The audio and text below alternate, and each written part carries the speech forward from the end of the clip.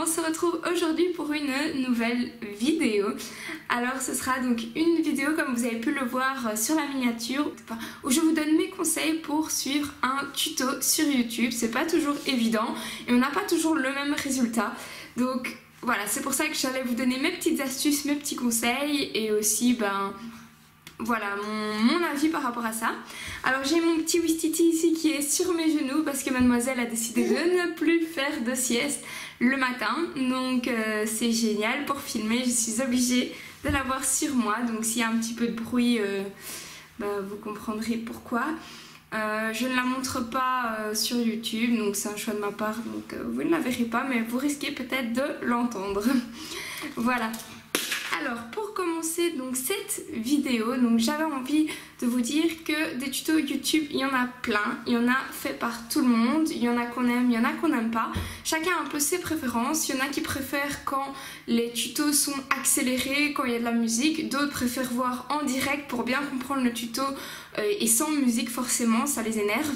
Donc voilà, il y a un peu de tout, il faut sélectionner ce qu'on aime regarder, ce qu'on aime faire, parce que les tutos aussi, le but c'est quand même d'essayer de les reproduire ou de s'en imprégner pour apprendre de nouvelles techniques. Alors moi, mon premier conseil, et je dirais le conseil le plus important pour reproduire un tuto sur YouTube, ce serait de prendre du matériel identique au tuto qu'on regarde, voire si on n'a pas ce matériel-là, celui qui s'en rapproche le plus. Donc un exemple, si par exemple vous voyez un tuto avec des Posca, moi je vous conseillerais de prendre les Posca, voir le même Posca avec la même mine, voilà, pour vraiment avoir le même résultat. Évidemment le résultat sera pas le même si vous n'avez pas le même papier, si vous repassez du Posca sur du polychromos ou sur des crayons Prismacolor, le rendu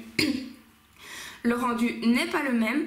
Donc voilà, c'est important pour que le tuto soit identique, d'avoir les mêmes produits, mais c'est vraiment compliqué d'avoir toujours à chaque fois la même chose, c'est pas toujours faisable. Et donc voilà, c'est pour ça qu'il faut s'en rapprocher un maximum. Donc si vous n'avez pas de Posca par exemple, vous prenez ceux de chez Action, même si la mine n'est pas... Donc voilà, même si la mine n'est pas la même, etc. Mais le rendu sera pas le même, mais c'est le résultat qui pourra s'en rapprocher le plus. Si par exemple au lieu du Posca vous preniez de l'acrylique blanche, voilà, on s'éloigne du matériel identique, enfin du matériel utilisé, et le résultat s'en éloignera aussi forcément. Donc ça c'est mon premier conseil, c'est vraiment utiliser le matériel similaire au tuto un maximum. Maintenant loin de là l'idée de tout acheter quand on voit un tuto, c'est vraiment pas du tout ce que je veux dire, c'est même pas mon style d'ailleurs. Faites avec ce que vous avez, mais c'est vrai qu'on peut vraiment prendre un maximum voilà, le matériel le même pour avoir finalement le résultat le même. Alors, mon deuxième conseil, donc un conseil qui pour tout le monde va de soi ou pas.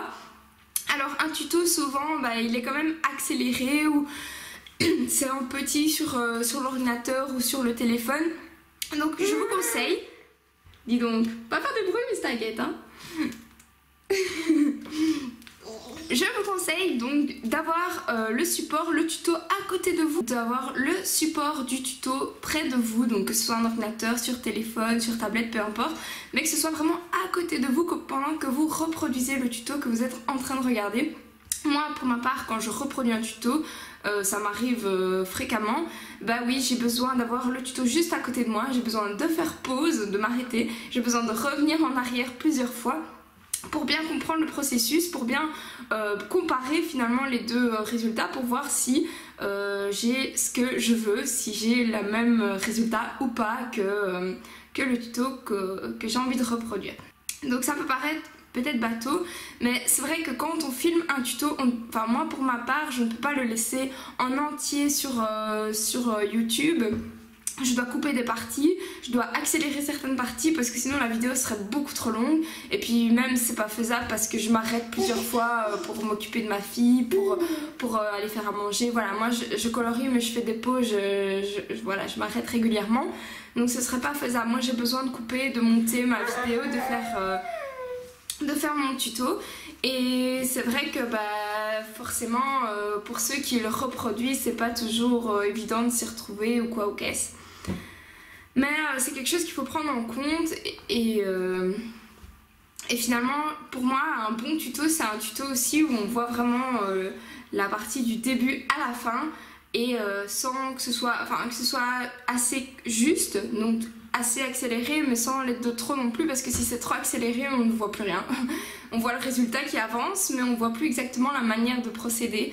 Et c'est ça aussi qui est intéressant, c'est de voir quand on applique sa couleur, quand on applique son matériel, de voir le résultat vraiment en vidéo, en direct, et de le reproduire après et de voir son propre résultat. C'est super intéressant. D'accord? Oui, t'es d'accord? Oui. Une astuce que j'avais envie de vous donner, c'est l'astuce, c'est pas parce qu'on reproduit un tuto de quelqu'un qu'on est obligé de le reproduire tel quel. Moi je vous conseille de le mettre à votre sauce, que ce soit en termes de couleurs choisies, donc pourquoi reprendre, enfin vous n'êtes pas obligé de reprendre exactement les mêmes couleurs, ou exactement le même livre, le même coloriage, ou exactement la même zone à colorier. Si par exemple on vous donne un tuto pour faire un fond, il faut pas se mettre des cases. Vous pouvez vraiment transposer et faire le tuto comme vous avez envie, ça il n'y a pas de problème. Voilà, après il y en a qui aiment bien suivre le tuto à la lettre et d'être le plus proche possible, et c'est sympa aussi pour voir si on y arrive, si on a le même rendu. Mais une fois qu'on s'en sort et qu'on a envie de tester autre chose, il ne faut pas hésiter à vraiment tester d'autres... Oh, t'en as marre. Alors quand on a le résultat du tuto qu'on a reproduit sur sa feuille, ben...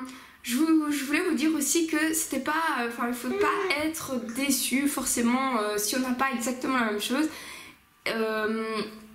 C'est vrai que moi ça m'est déjà arrivé de reproduire un tuto et de ne pas aimer le résultat. Et maintenant avec le recul je dis mais il est super beau.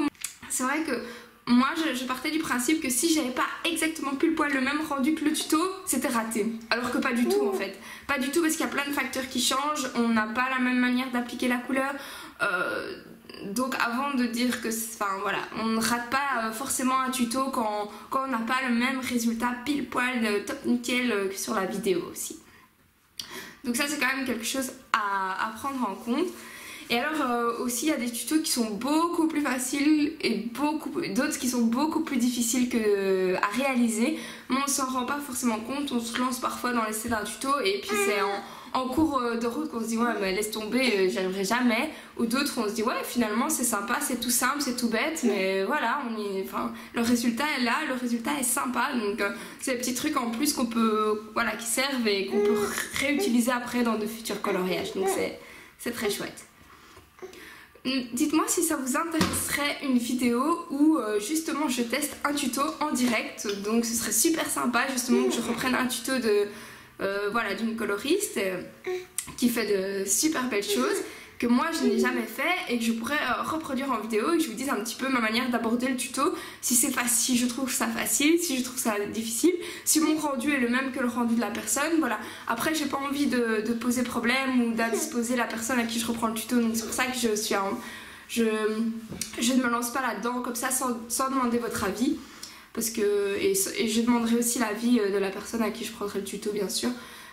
Mais c'est une vidéo que j'aimerais bien faire et c'est pas du tout pour dénigrer, hein. Je sortirai que le positif, mais si j'ai des difficultés à le faire, je le dirai. Voilà, juste pour avoir une petite approche par rapport à ça. Ça pourrait être sympa. Et maintenant je vais vous montrer mes coloriages que j'ai réalisés justement à partir de certains tutos, donc, ou certaines parties de coloriage que j'ai fait à partir de tutos. J'avais envie de vous montrer ça dans cette vidéo et pour vous montrer que moi j'ai aucun problème à reprendre des tutos d'autres personnes, parce que c'est le but des tutos, c'est de les reproduire. Donc tant qu'on mentionne le nom de la personne, je pense qu'il n'y a aucun souci. Si je montre un tuto que j'ai reproduit d'une autre colorieuse, je pense qu'il n'y a aucun souci tant que je mentionne la personne, comme j'ai dit tout à l'heure. Donc voilà, je vous laisse... je crois que ce sera plus facile, je vous laisserai, je vais couper ici et je vais faire une deuxième partie de vidéo à ce sujet-là. N'hésitez pas aussi, si vous avez d'autres conseils, à les mettre dans les commentaires pour vos astuces, vos manières à vous de suivre un tuto, si vous aimez bien ou si vous aimez pas, parce qu'il y en a qui n'aiment pas, hein, je le conçois totalement. Et s'il y a des tutos que vous aimeriez bien voir sur ma chaîne, s'il y a des choses qui vous intéressent. Je sais qu'il y avait l'effet poil que vous m'avez demandé depuis longtemps, mais je ne trouve pas le coloriage adapté pour le faire pour l'instant, mais je n'oublie pas. Il y avait aussi l'effet miroir dans l'eau comme ça, enfin et l'effet un peu eau mais qui stagne, donc je vais voir pour faire ça. Et voilà, je sais plus, enfin je les ai notés dans mon petit bullet journal, donc ne vous inquiétez pas. Mais n'hésitez pas à me dire si vous avez des envies de tutos en particulier, alors je pourrais prendre un coloriage adapté pour et vous montrer ma manière de faire. Voilà, bah, j'espère que ces petits conseils pour suivre un tuto sur YouTube vous ont plu. Hein, et je vous fais plein de gros bisous et je vous dis à très bientôt dans la prochaine vidéo. Ciao ciao tout le monde. Ciao ciao. On te floute, comme ça on peut te montrer. Non.